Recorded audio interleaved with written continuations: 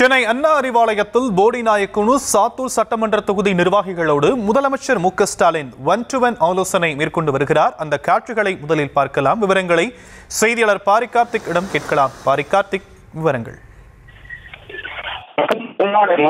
திமுக தலைவர் திரு மு க ஸ்டாலின் தற்போது அறிவாலயத்தில் ஒன்-டு-ஒன் ஆலோசனை கூட்டம் நடைபெற்று வருகிறது. 2021 சட்டமன்ற என்பது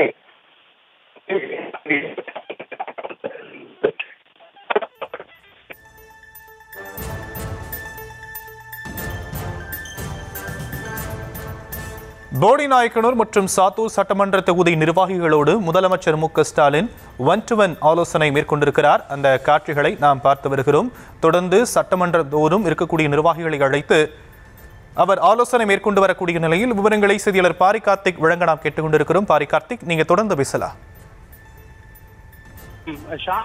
கடந்த 2021 தேர்தலின் போது தோல்வியடைந்த தொகுதி என்று திமுக கருதிய தொகுதிகள், அதே போல 2024 நாடாளுமன்ற தேர்தலின் போது குறைவான வாக்கு பெற்ற தொகுதிகள் என்ற அடிப்படையில் முதற்கட்டமாக 100 தொகுதிகளை கணக்கிட்டு அந்த தொகுதியினுடைய நிர்வாகிகளை முதலமைச்சர் சந்தித்து வருகிறார். ஒன்-டு-ஒன் என்ற தலைப்பில் ஆலோசனை கூட்டம் தொடர்ச்சியாக அறிவாலயத்தில் நடைபெற்று வருகிறது.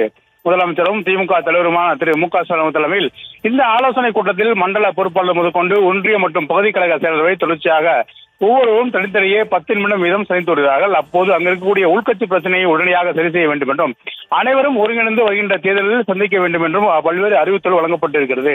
அது மட்டுமல்லாமல் அரசனுடைய சாதனை திட்டங்களை பொதுமக்களிடம் எடுத்து செல்லும் வகையிலும் தனித்தனி குழுக்களாக அமைத்து அந்த குழுக்கள் வாரியாக ஒவ்வொருவரும் வீடுகளுக்கு சென்று நேரடியாக துண்டு பிரச்சாரங்கள் உள்ளிட்ட பிரசாரங்கள் மூலமாக தொடர்ச்சியாக மக்களை சந்திக்க வேண்டும் என்றும், ஏற்கனவே ஒன்றியமும் தமிழ்நாடு என்ற அடிப்படையில் பல்வேறு பொதுமக்களையும் திமுகவுடைய இணைக்கும் பணியும் தொடர்ச்சியாக நடைபெற்று வருகிறது. அந்த பணியும் எவ்வாறு சென்று கொண்டிருக்கிறது உள்ளிட்ட பல்வேறு விஷயங்களை முதலமைச்சர்கள் கேட்டு வருகிறார். அது மட்டுமல்லாமல் இந்த எஸ்ஐஆர் என சொல்லப்படும் சிறப்பு தீவிர வாக்கு திருத்த மசோதாவை தொடர்ச்சியாக தமிழக முழுவதும் நடைமுறைப்படுத்திருக்கிற சூழலில் பொதுமக்களுக்கு தேவையான உதவிகளை உடனடியாக வழங்க வேண்டும் என்றும், பொதுமக்களுக்கு அந்த விண்ணப்பங்களை பூர்த்தி செய்வதற்கு உறுதுணையாக இருக்க வேண்டும் என்றும், எந்த ஒரு வாக்கும் இழந்துவிடக் கூடாது என்ற அடிப்படையில் அனைவரையும் இந்த எஸ்ஐஆருக்குள், அதாவது அனைவருக்கும் இந்த வாக்குரிமையை பெற வேண்டும் என்ற அடிப்படையில் அவர்களுக்கு உறுதுணையாக இருக்க வேண்டும் என்றும் அரசின் சார்பில், அதாவது திமுக சார்பில் பல்வேறு முன்னெடுப்புகள் எடுக்கப்பட்டு வருகின்றன. அதன் அடிப்படையிலே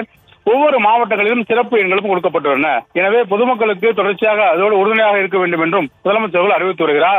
அது மட்டுமல்லாமல் அங்க இருக்கக்கூடிய உள்கட்சி பிரச்சனையை உடனடியாக சரி செய்து அனைவரும் ஒருங்கிணைந்து இந்த தேர்தலில் நாம் சந்திக்க வேண்டும், 200 தொகுதி இலக்கு என்ற அடிப்படையில் கூட்டணி கட்சிகளுடன் ஒருங்கிணைந்து தங்களுடைய பணியை முன்னெடுக்க வேண்டும் உள்ளிட்ட பல்வேறு அறிவுறுத்தலை முதலமைச்சர் வழங்கி வருகிறார். அதன் அடிப்படையில் தான் இன்றைய தினம் 2 தொகுதிகள், அதாவது ஒவ்வொரு நாளொன்றுக்கு 2 தொகுதிகள் வீதம் முதலமைச்சர் சந்தித்து வரும் நிலையில் தற்போது போடி மற்றும் சாத்தூர் என அந்த 2 சட்டமன்ற தொகுதி நிர்வாகிகளை முதலமைச்சர் சந்தித்து வருகிறார்.